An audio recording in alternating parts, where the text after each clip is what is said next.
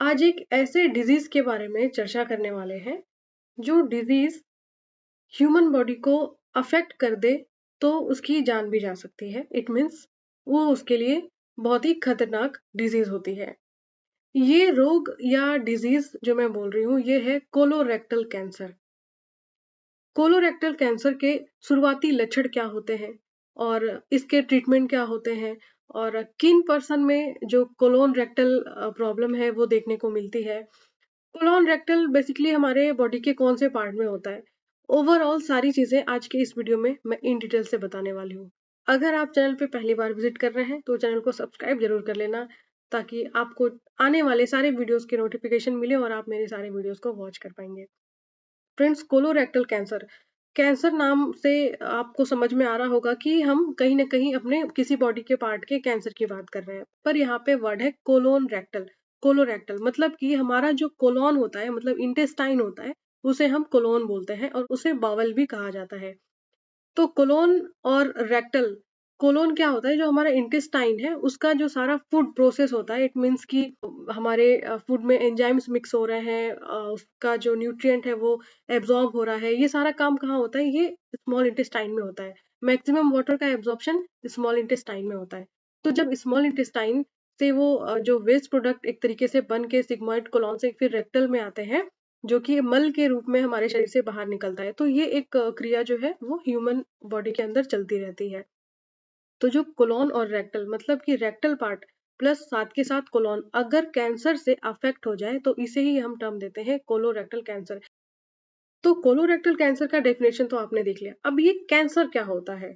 एक छोटा सा टर्म है कैंसर, पर हम किसे कैंसर कहते हैं? कैंसर एक ऐसा एबनॉर्मल सेल का ग्रोथ होता है जो कि एक बॉडी पार्ट को अगर अफेक्ट करता है तो उसमें इतनी एबिलिटी होती है कि वो धीरे धीरे आसपास के सारे ऑर्गन को अफेक्ट करता है और ट्यूमर में, यानी कि एबनॉर्मल सेल्स जो ग्रोथ कर रही है उनको ट्यूमर भी हम कहते हैं, उनमें चेंज कर देता है। ऐसे किसी भी सेल में एबनॉर्मल ग्रोथ या ट्यूमर का फॉर्मेशन ही कैंसर कहलाता है। अब समझते हैं कि ये जो कोलोरेक्टल कैंसर है ये किस टाइप का होता है। कोलोरेक्टल कैंसर एडिनोकार्सिनोमा टाइप का होता है।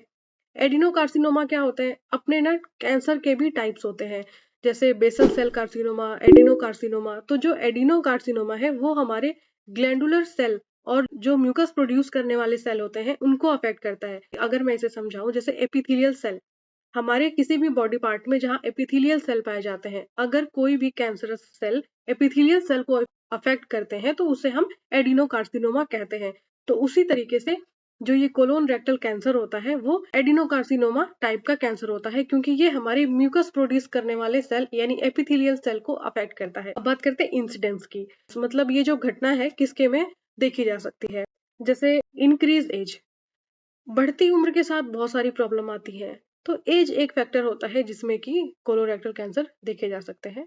फैमिली हिस्ट्री, अगर किसी पर्सन की फैमिली हिस्ट्री में है, पहले से कोई पर्सन अफेक्ट रहा है कोलोरेक्टल कैंसर से, तो उसके में भी चांसेस है कि हो सकते हैं। कोलोन डिजीज, इंटेस्टाइन का कोई भी पार्ट अफेक्ट हो रहा है, इन्फ्लाम हो रहा है, किसी भी वजह से, मतलब वो खराब है, क्रॉनिक डिजीज चल रही है, ये भी एक कारण आगे जाके बनता है किसका? कोलोरेक्टल कैंसर का। Chronic inflammatory bowel disease, chronic inflammatory का वही मतलब है बहुत टाइम से अगर किसी पर्सन का इंटेस्टाइन बीमार चल रहा है, इट मीन्स उसके जो इंटेस्टाइन में है उसमें स्वेलिंग है, इन्फ्लामेशन है और बहुत सारे प्रॉब्लम चल रहे हैं, तो कहीं ना कहीं फिर ये आगे जाके कोलोरेक्टल कैंसर का कारण बन सकता है। और पॉलिप्स हिस्ट्री, इंटेस्टाइन में पॉलिप्स का फॉर्मेशन भी कोलोरेक्टल कैंसर के लिए जिम्मेदार होता है। अब बात करते हैं इटियोलॉजी की, मतलब कि कोलोरेक्टल कैंसर के क्या क्या कारण होते हैं। एग्जैक्ट मैकेनिज्म इज अननोन, इसके कोई एग्जैक्ट मैकेनिज्म या इसका जो रिस्क फैक्टर है वो अभी तक पता नहीं है, पर कुछ ऐसे पॉइंट्स हैं जो कोलोरेक्टल कैंसर के लिए जिम्मेदार होते हैं। जैसे डाइट,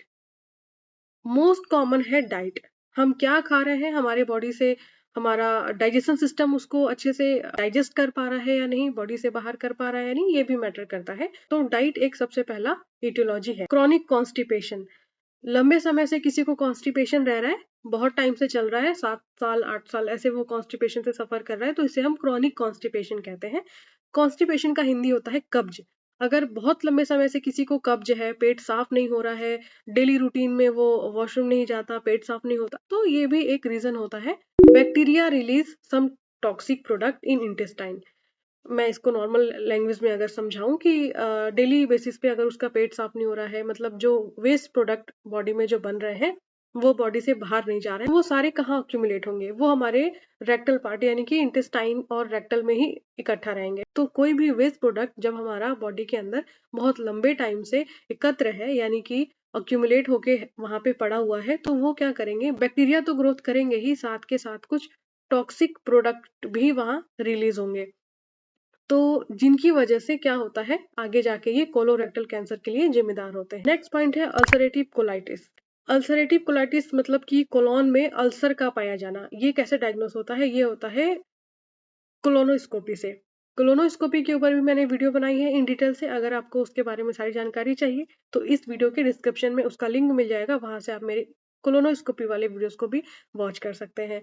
तो अल्सरेटिव कोलाइटिस है, ये भी जिम्मेदार करता है किसके लिए? आगे जाके कोलोरेक्टल कैंसर के लिए। High fat and low residual diet. ये हाई फैट और लो रेजिडुअल डाइट क्या होता है? हाई फैट का तो मतलब पता है कि हम अपने डाइट में बहुत ज्यादा फैट ले रहे हैं, और दूसरा लो रेजिडुअल डाइट मतलब हम ऐसा कोई चीज खा रहे हैं रेजिडुअल जिसको कि डाइजेस्ट करने की कैपेसिटी बहुत कम है, हमारा डाइजेस्टिव सिस्टम उस खाने को पचा नहीं पा रहा है, उसे हम लो रेजिडुअल डाइट बोलते हैं।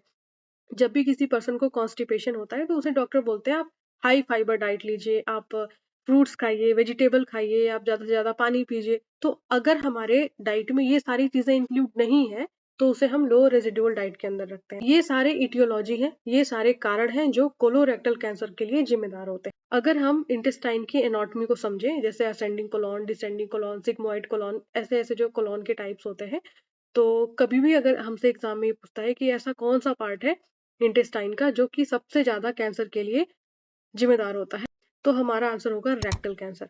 रेक्टल कैंसर इसलिए क्योंकि जितने भी वेस्ट प्रोडक्ट हैं वो कहाँ इकट्ठा होते हैं? रेक्टल में होते हैं। ज्यादा टाइम से इकट्ठा हो रहे हैं तो वो कॉज करेंगे, क्योंकि वो ऑलरेडी वेस्ट प्रोडक्ट है, वो वेस्ट प्रोडक्ट कुछ ना कुछ बॉडी में रिलीज करेगा, टॉक्सिन रिलीज करेगा, तो होने के चांसेस होते हैं। तो ये अपना कॉन्सेप्ट रखना है कि सबसे ज्यादा इंटेस्टाइन के किसी भी पार्ट में अगर कैंसर देखा जाता है, मोस्ट कॉमन कैंसर, तो वो रेक्टल के अंदर होता है। तो 50% चांस होता है रेक्टल कैंसर होने का अगर हम पूरे इंटेस्टाइन की बात करें तो। अब बात करते हैं लक्षण की। अगर किसी पर्सन को कोलोरेक्टल कैंसर है तो क्या क्या लक्षण देखे जाते हैं, मैं पॉइंट वाइज बताती जाऊंगी और साथ के साथ एक्सप्लेन करती जाऊंगी। सबसे पहला है changes of bowel and bladder habits. Bowel and bladder habits change होने का क्या मतलब है? नॉर्मल जो प्रोसेस होता है कि आप फूड लेते हैं, वो डाइजेस्ट होता है और देन बॉडी से बाहर होता है। तो अगर ब्लेडर हैबिट और बावेल चेंजेस देखे जाते हैं तो ये एक ऐसा सिम्टम है कि हमारा इंटेस्टाइन बीमार है। सेकंड है एनोरेक्सिया, मतलब भूख ना लगना या लॉस ऑफ एपेटाइट। अगर किसी का पेट साफ नहीं हो रहा है, अगर किसी को मोशन नहीं हो रहा है, तो क्या वो इतना अच्छे से प्रॉपर डाइट ले पाता है? नहीं ले पाता है।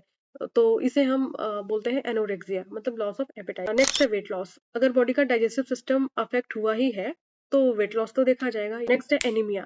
अच्छा खाएगा नहीं, भूख नहीं लगेगा, तो क्या होगा? हीमोग्लोबिन की कमी हो जाएगी। एंड नेक्स्ट है रेक्टल ब्लीडिंग।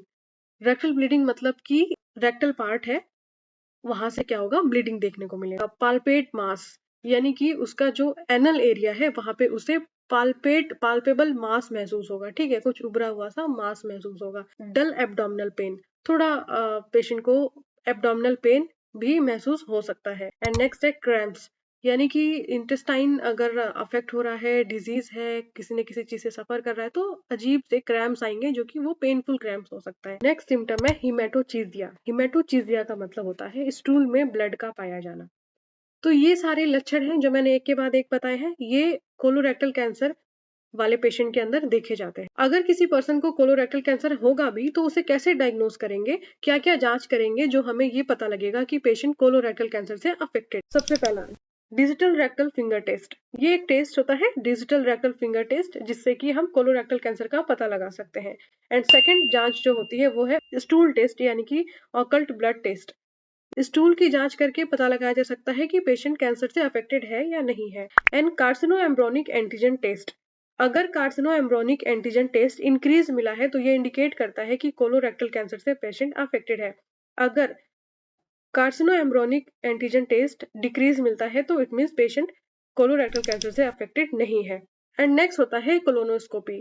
कोलोनोस्कोपी से भी कोलोरेक्टल कैंसर की जांच की जा सकती है। Barium enema x-ray and CT scan. And next है जो कि कंफर्मेटरी टेस्ट भी कहा जाता है, वो है बायोप्सी।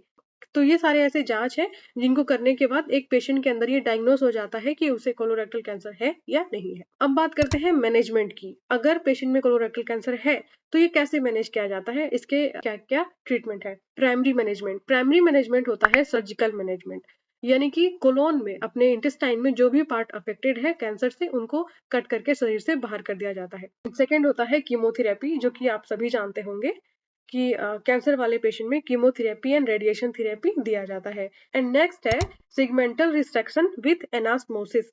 एनास्मोसिस का मतलब होता है कि अफेक्टेड पार्ट को जैसे यहाँ से कट किया और ये पार्ट है, बीच का पार्ट अफेक्टेड है, तो बीच वाले पार्ट को हटा करके ये और ये दोनों को आपस में जोड़ दिया और बीच के जो अफेक्टेड पार्ट थे उनको बॉडी से बाहर कर दिया, इसे बोलते हैं एनास्मोसिस। तो ये जो सिगमेंटल रिसेक्शन विथ एनास्मोसिस मैंने बताया, वो एक सर्जरी का नाम होता है जिसे परफॉर्म किया जाता है। APR with permanent sigmoid colostomy.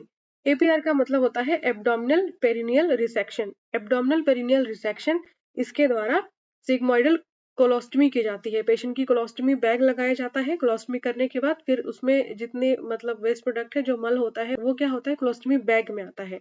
तो जैसा आपको मैं इमेज भी शो कर दे रही हूँ, इस तरीके से कोलोस्टमी बैग लगा होता है जिस पेशेंट के अंदर इसकी सर्जरी होती है कोलोरेक्टल कैंसर की। ऐसे कोलोस्टमी बैग लगा होता है और कोलोस्टमी एक बॉडी में क्या है, ओपनिंग बनाई जाती है जहां से वेस्ट प्रोडक्ट शरीर से बाहर निकल जाए।